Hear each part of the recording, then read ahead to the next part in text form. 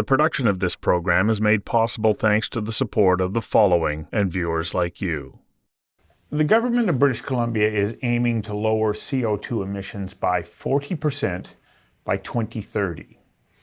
It's a bold ambition, one that will reduce the BC economy as well by a staggering $28.1 billion, according to a model created by the government's Clean B.C. roadmap. Ken Peacock, the Business Council of British Columbia's chief economist, examined the model and discovered the stunning numbers. Peacock says a $28.1 billion setback is significant. Then add in emissions caps and a scheduled doubling of the carbon tax over the next 7 years. Well, Peacock then points out that will dampen investment and cap exports. Peacock goes on to say, we're concerned about serious job losses and serious impact to income over the next 6 years. Canada is already the poorest performing country in the OECD in per capita GDP growth. And according to BCBC's analysis, provincial average economic growth will slow to 0.4% in the second half of this decade. I invited Ken Peacock to join me for a conversation that matters about setting realistic goals and timelines. Is that, Ken, first of all, welcome. Thank you.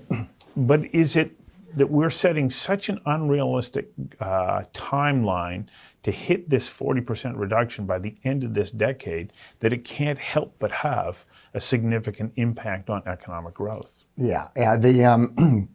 You're absolutely right. At the Business Council, we stumbled upon these modeling results, and when you look through them and look at the reality that there's impacts right across the economy, and that the $28.1 billion you identified is indeed very large.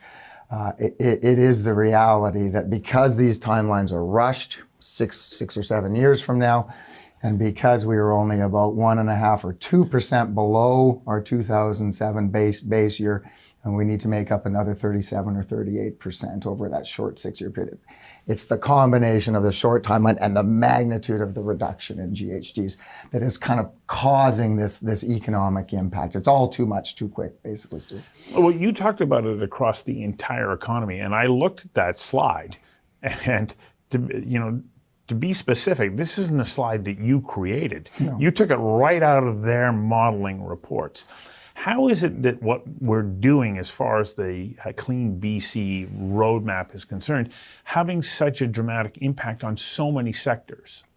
Yeah, it's this, there was a couple things, and we'll get into it later probably, but when we literally stumbled upon these modeling results, they're in an Excel spreadsheet. It's very unusual to produce these results in an Excel spreadsheet with no documentation or discussion, and then just post it in a kind of an obscure, hidden out of the way spot on the government's website. That's a bit unusual. So the first surprise was opening up and stumbling upon that website and seeing the magnitude of the top line number. But then the second surprise, equally concerning, was the fact that every sector in the economy is smaller under this Clean BC plan than it otherwise would be.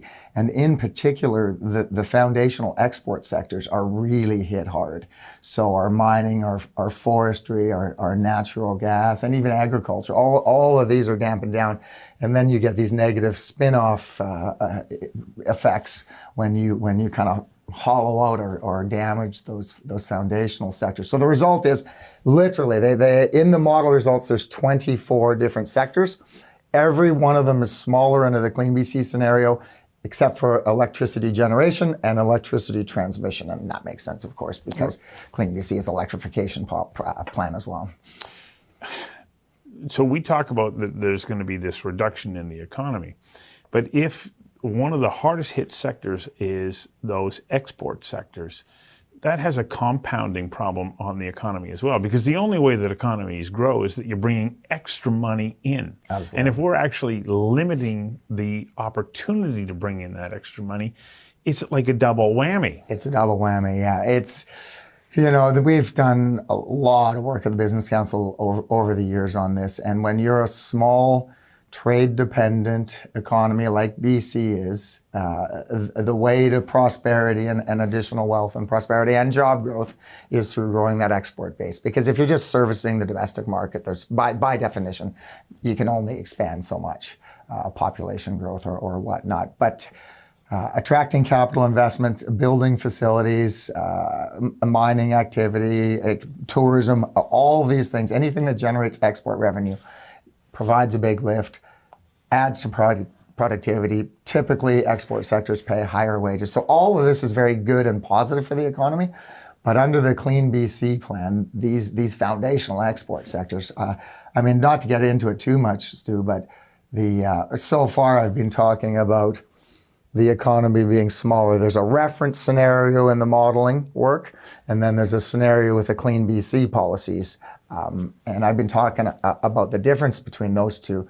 But in these foundational export sectors, the reduction in investment and the reduction in the expansion of economic activity, it's actually not expansion, is so large under the Clean BC plan that the mining sectors and some of these others are actually smaller in 2030 than they are in 2020.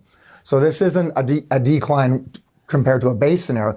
This is outright decline. The sector smaller in 2030 than it currently, or than it was in 2020 or even 2025. So this is a world of closing down mills, which mills operate at halftime, which communities have job impacts and dislocations. It's very much the case when you dampen down investment that much into that degree. Well, do we have an estimate on what the job losses will amount to? Yeah, that's a good question. So the modeling work is silent on jobs and the job impact. I've taken a run at trying to develop some estimates. It sort of looks like over the decade, it would be a couple 100,000 fewer jobs, 200,000 fewer jobs. 200,000? Yeah. It's a because of the 28 billion. So that's over the decade. But if we look between, say, because we're already at 2023, almost 2024, if we look between what the modeling is saying between 2025 and 2030, 120,000 fewer jobs as a result of the Clean BC plan. It's a very plausible estimate, completely in line with the modeling results in terms of GDP impacts. The production of this program is made possible thanks to the support of the following and viewers like you. So we know that Perrin Beatty recently, Canadian Chamber of Commerce, said Canada has now developed a reputation as a no-can-build place. That there's nowhere that we can build. You talked earlier about investment not coming here. Mm-hmm. This is a very real concern. And so then you add in these further costs and complications. What's the likelihood of us attracting new capital? This is the fundamental challenge. I would say there's already a challenge. It's the competitive environment in BC is already challenged. You can see that in the forest sector in particular. There's not a lot of capital that's flowing south of the border for investment. Well, and we also know that BC lumber giants aren't even investing in British Columbia. They're investing elsewhere. That's right. Yeah. So that's already known. That is already known, and it's clear and evident in forest sector. Mining is a very, very good opportunity for British Columbia. Lots of upside opportunity, but what you were speaking about a moment ago is definitely the case. Challenges advancing permits and getting them done in a timely manner and other complications. And then you start to layer in the policies in the Clean BC thing, and you've alluded to a couple of them. Hard emission caps is one of the big challenges. So this is putting a cap on the amount of CO2 emissions that are even permitted or allowed in the sector. So that's very challenging when technologies are not available. Carbon sequestration and stuff's not commercially viable. So there's not a lot of alternatives. In the mining sector, there's this need to switch over to electric vehicles in the mine site and stuff. And those big vehicles do not exist yet. So well, and how are you going to deliver that power to remote sites? And then we've got the electricity challenge. There's not enough electricity being generated to realize this plan. So when you start to look through it, there's layers and layers of challenges and problems and difficulties. And getting back to your kind of question or your point, the cost, you quickly get to the question of whether a project is financially viable, just because of the cost and complications. And there is some work coming from completely independent sources out of our large banks, the Bank of Montreal. Their investment element or wing of the bank there did a very careful analysis of the viability to invest and make advance large projects in BC. And they essentially come to the conclusion that for much of industry, it will not be investable. It cannot work. Given the framework of this output-based pricing system, hard caps, $170 a ton carbon tax, standards, layers, stretch goals, all these things make it very, very difficult. Well, so that's mining, which you might go, okay, well, it has an environmental footprint. One of the objectives here in British Columbia for quite some time, but really ramping up now, is the development of a clean hydrogen or green hydrogen sector. We've got a major Australian investor who wants to build just such a plant up near Prince George. And it's as though this is the ideal project that would fit in with the Clean B.C. roadmap, and yet now the roadblocks are starting to appear, and it's putting that investment potentially in jeopardy. What's the message that we're sending? We are sending a message to international investors and international capital that right now BC is a hard place to advance projects for some of the reasons we've cited, and it could, and if the Clean BC plan is implemented in its current the way it's currently envisioned, it will get much, much worse. The production of this program is made possible thanks to the support of the following and viewers like you. So for somebody who's listening up to about this point, and they might go, there's a couple of guys who are they're climate deniers. They're not really concerned about the environment. They're just pointing their finger at the economics. I think it's Roger Pielke Jr. calls this friction point between climate policy and economics the iron law. And he says, unfortunately, climate policies always lose when it starts to come down to the cost to individual taxpayers and voters' quality of life. And so my concern is that people will want to dismiss this as being, okay, you don't care.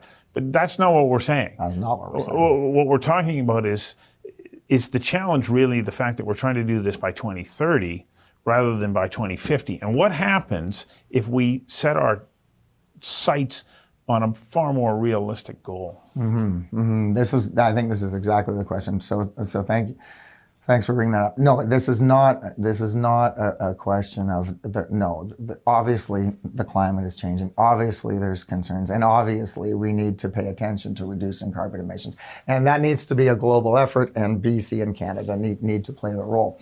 Absolutely. But, yeah. So let's make that clear, and that is certainly the case.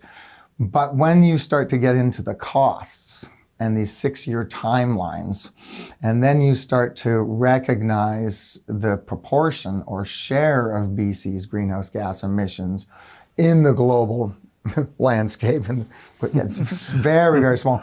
So it becomes, I think, very reasonable to ask, whether we should rush headlong so quickly when there's good evidence that it'll be economically destructive. And it's not our evidence, it's the government's own effort to understand what the implications are. And I mean, to think that they didn't work hard on it would be foolish. I mean, this is multiple rounds of modeling.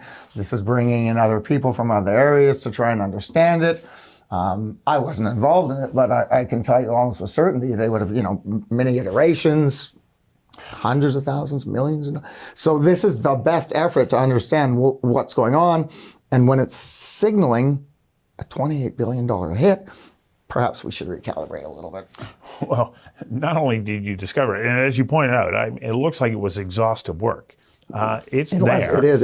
And it was hiding in plain sight. But But they didn't announce it. They didn't come out and say, okay, this is what we're going to do, but be prepared. You're all going to have to pay a bigger price rather than is on top of the carbon tax that you're paying now. Yeah. There is going to be a significant economic impact. So you have to say, okay, how do we become more realistic, especially when you consider how long it takes to transition?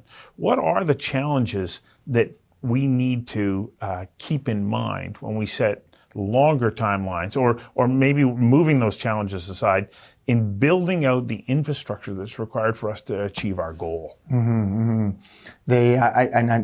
come back to that. The infrastructure resiliency and building out to resist more extreme climate events, and I think is an important piece of this.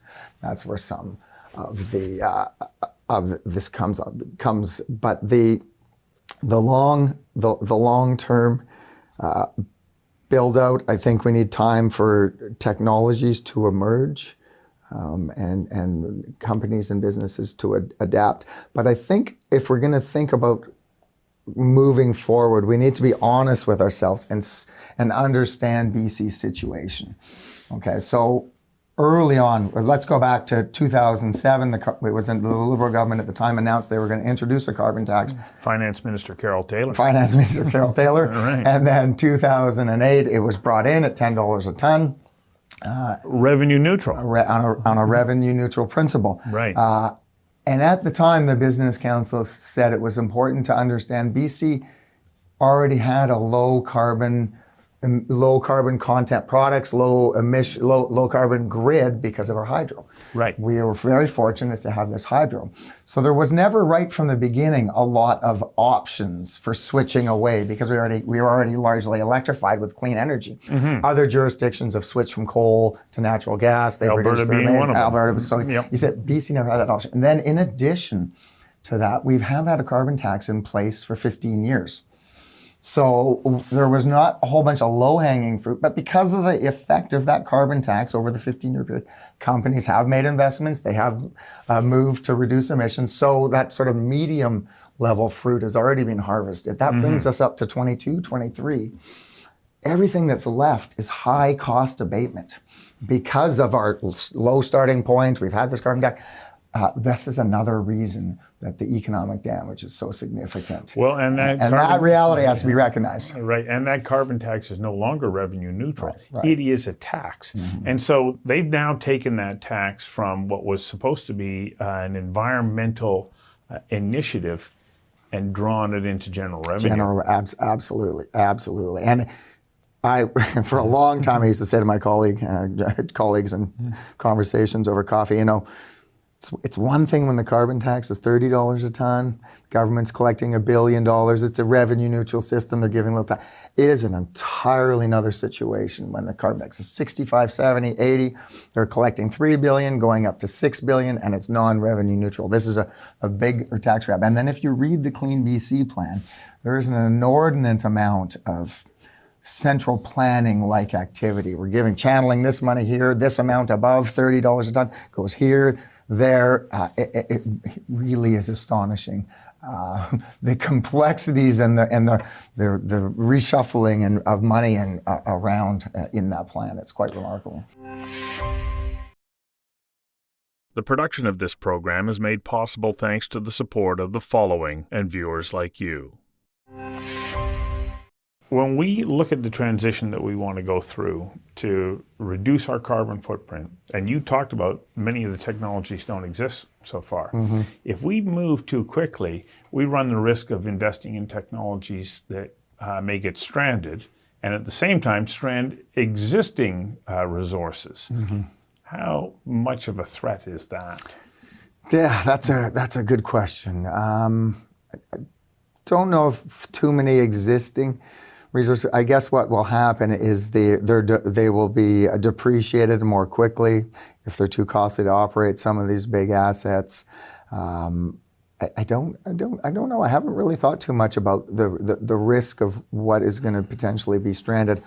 I've been so focused on the risk of what we're not going to realize that I haven't really thought so much about what potentially could get stranded. But it's also a very real concern, I would suspect. Well, so let's also take a look at LNG Canada. It's getting close to coming online and producing a product that reduces the amount of carbon fuel that's required to produce the same amount of energy as coal or oil.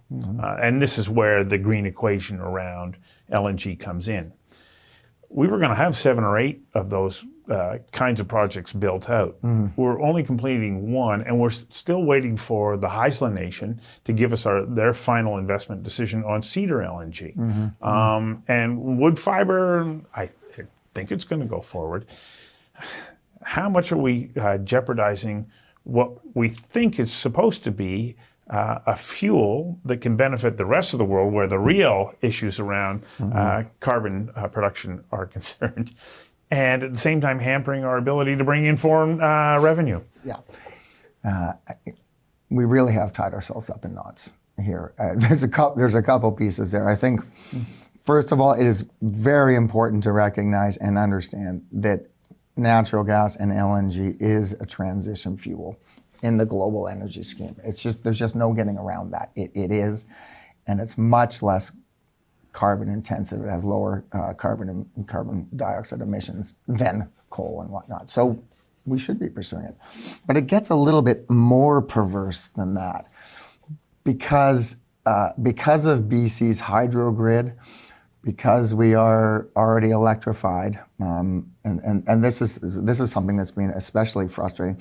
At the Business Council, we worked very closely with government for 2 or 3 years, intensely, confirming and analyzing and proving that BC's products are comparatively lower carbon than competing jurisdictions. Right. So not only is it the case that LNG is good for the global environment and global climate agenda, but BC's LNG is actually lower carbon content than pretty well every other jurisdiction in the world. So as you know, and it's also the case that if BC doesn't fill some need for global demand or meet that market, another jurisdiction will. So it's a bit of a subtle market, but so at the margin, I'm not claiming this is going to save the world and BC's the solution to the climate problem, but at the margin, more BC is actually good for the globe and global climate emissions.